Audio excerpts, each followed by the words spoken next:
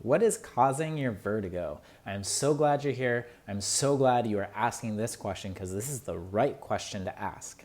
Now we're going to get into all the different causes of vertigo, and I'm hoping at the end to give you an idea of what you can do about it next, or what you can do next for it. Welcome to the Vertigo Recovery Doctor. I'm Dr. Kevin Smith. I want to help you not only figure out what's causing your vertigo, but I want to help you recover from it. The best way for me to do that is for you, or the best way to get my help is for you to hit that subscribe button and hit that little bell next to it to get notifications when I come out with new content. Now, the causes of vertigo. This is a great question because vertigo itself is not a cause, it's a symptom. It's kind of like when you go to the mechanic and you say your car sounds funny. We know something's wrong with it, but we don't know exactly what. Now, the more descriptive you can be, the more you can tell them, okay, well, it sounds like this. It sounds like something's clunking, and it's happening every time that I turn the wheel, and it happens every time I go to the left, or it happens every time I go to the right. The more descriptive you can be with when your symptoms are coming on and what you're experiencing, then the better off you'll be in trying to narrow down the list of what is actually causing your problem. So now in this video, I'm going to go through a bunch of different causes of vertigo. Some of them are pretty common, some of them are pretty rare. If you want a shortcut to the most common causes of dizziness or vertigo, grab my free ebook below. And it's the 5 most common causes of dizziness and how to recover. Just sign up for my newsletter and it'll be put into your inbox right away.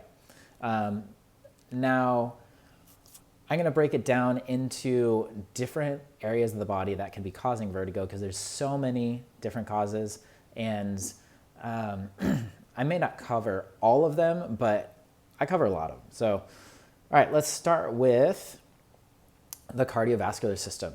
So your heart, blood pumping throughout your body. If you're not getting enough blood throughout your body, not getting enough blood through your brain, then that can cause problems with dizziness, usually a lightheadedness.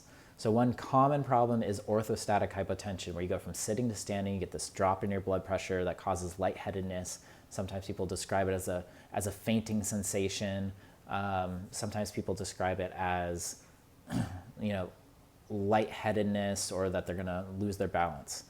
Other cardiovascular issues to be aware of are a valve prolapse, arrhythmias, atrial fibrillation, patent foramen alveoli, this little hole in the heart that sometimes you can be born with and it doesn't quite get covered up as it should.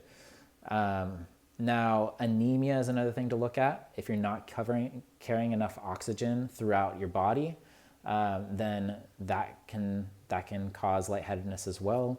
Dehydration, I kind of fit that into the cardiovascular system. If you're not getting enough water, then your blood's not able to go throughout your body as well either. So know that, especially if you're having shortness of breath with dizziness, you probably want to look at the cardiovascular system, at your heart, how that's functioning.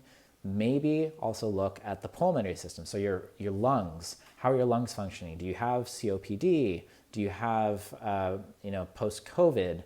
Now, post-COVID, you can kind of have dizziness from more of a brain issue, but you can also have dizziness if it's affected your lungs and it's more of a shortness of breath that's accompanied with it.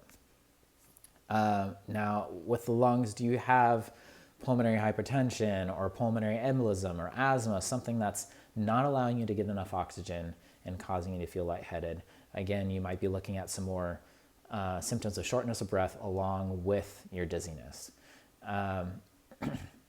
Now, another system to look at is the endocrine system. So we're looking at things like hypoglycemia, diabetes, hypo or hyperthyroidism, Addison's disease, fluctuations in estrogen levels for menopause, hyperparathyroidism. The parathyroid helps regulate the calcium levels in your body, or tumors on the adrenal glands as well. Again, really rare for some of these conditions, but I want you to be aware that the endocrine system can cause dizziness as well. If you're low blood sugar, maybe you experienced that. If you haven't eaten enough throughout the day, then you might feel a little bit dizzy, a little bit lightheaded.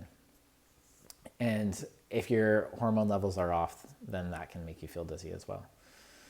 Now, kind of piggyback off that is the autonomic nervous system. So you have that sympathetic nervous system, fight or flight system, and the parasympathetic, that rest or digest. Now, those are always sending signals to your body on regulating your stasis, how your body is performing and functioning.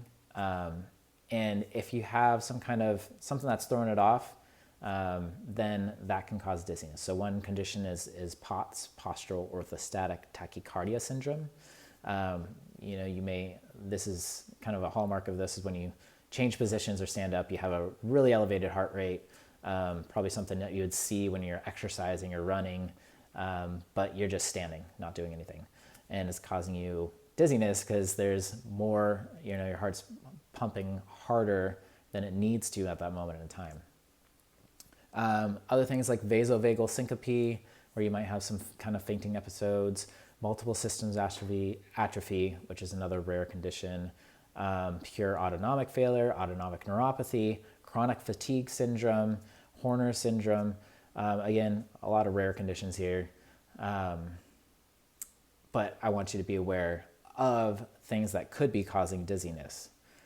Now, when we get into the vestibular system or the peripheral vestibular system, this is most often associated with that spinning sensation. So the spinning vertigo, most of the time, not always, but most of the time, that's going to be a problem with the inner ear, the vestibular system. So the most common cause of vertigo is BPPV. These little crystals get loose in the inner ear. It's a very mechanical problem, something we can fix pretty quickly. 90% of patients I fix in one visit with one maneuver. And it's awesome because it makes a big change in people's lives and it's easy to fix. Not awesome for those who are experiencing it, but great for me being able to help people with it. Now, second most common I would say is vestibular neuritis. Inflammation of the inner ear nerve that carries information from the vestibular system, the inner ear, to the brain. If you have some kind of viral infection, that will weaken the inner ear nerve and cause dizziness because you're not getting the same signals between one side and the other. And that's most often what's causing the spinning, is that one side's intact and the other side is affected. And so if you're getting different signals from the two sides, then that's going to cause a spinning sensation. And usually a spinning sensation is caused from what we call nystagmus, this rhythmic motion of the eyes. All right, so you can have labyrinthitis, inflammation of the entire inner ear system of what would be the cochlea, the hearing organ, and the inner ear system. You can have acoustic neuroma or vestibular schwannoma, which is a tumor on the nerve there. Perilymphatic fistula, you have a little bit of a hole between the middle and inner ear causing problems. Semicircular canal dehiscence, which is a hole in one of the canals that is causing dizziness. Vestibular paroxysmia, compression of the vestibular nerve. You can have ototoxicity, so if you've had any kind of like gentamicin or any other ototoxic drugs that might have damaged the vestibular system, the inner ear, those are all things that are going to affect what we call the peripheral system, the inner ear system itself. Now, when we move into what the central system is, it's the brain and the spinal cord. There's a whole set of conditions that can cause dizziness that's just coming from the brain. Now, we look at probably one of the more common ones is vestibular migraine, which is kind of like a sensitive brain. Have this electrical event that causes changes in, blood vessel constriction and dilation. You can have a stroke, which is a cerebrovascular accident, and most often the posterior circulation stroke is going to be difficult to discern between inner ear problems and in a stroke. So that's important to know if you're having any arm weakness, slurring your speech, leg weakness, difficulty speaking, or facial drooping. Those are all signs of a stroke as well. So go to the emergency department if that is happening. Another kind of central thing would be if you have any kind of tumors, again, rare, don't jump to that one. But you'd be looking at tumors in the cerebellum, in the brainstem, in the temporal lobe. Another thing are anxiety and panic disorders, which are a lot more common than that. Canvas syndrome, again, very rare, which is cerebellar ataxia, neuropathy, vestibular areflexia, where your vestibular system is just not sending signals to the brain, but you're going to see a lot more problems with coordination in that condition. There's presbyvestibulopathy, which I don't often attribute to people, but it's just kind of like the inner ear system is not functioning as well as it used to as you age. But I wouldn't expect I don't typically expect dizziness to be an age-related change, so don't jump to that either. There's multi-debarkment, which is where you've kind of been on a boat on motion, and when you get off of it, you have this kind of rocking, swaying sensation that lasts for longer than a month. And it's just a difficulty of your brain trying to get back to normal. Again, that's not as common as I see as 3PD, persistent postural perceptual dizziness, which is pretty similar, rocking, swaying sensation, sensitivity to your visual environment as well. And that's how the brain is processing all the sensory information. You can also have problems like Arnold-Chiari malformation, multiple sclerosis. You can have trauma to the brain, so brain injury, concussion can cause dizziness where you have kind of disruption in those connections in the brain. And then there's also cervicogenic dizziness, so your neck gives you a sense of where you are in space, and if that's off, then that can cause you to feel a little dizzy. There's some autoimmune disorders that can affect the inner ear as well, autoimmune inner ear disease. And you may notice a little bit more of like a hearing loss problems with that, ringing in the ear, dizziness. And then, that isn't all the causes of dizziness, but I wanted you to see that you can break it down by system in the body. The inner ear system is more often to be associated with that spinning sensation, but there's a lot of different causes of dizziness. So I want you to be finding out what is causing yours, because that is going to help you with your recovery. It's not always necessary to start therapy or start recovering, but it's going to be helpful for you to have knowledge, because knowledge is power, and that takes away from kind of the scariness of all the symptoms that you're experiencing. So if this was helpful for you, I want to invite you to take a second to subscribe to my channel and hit that little bell to get notifications when I come on with new content.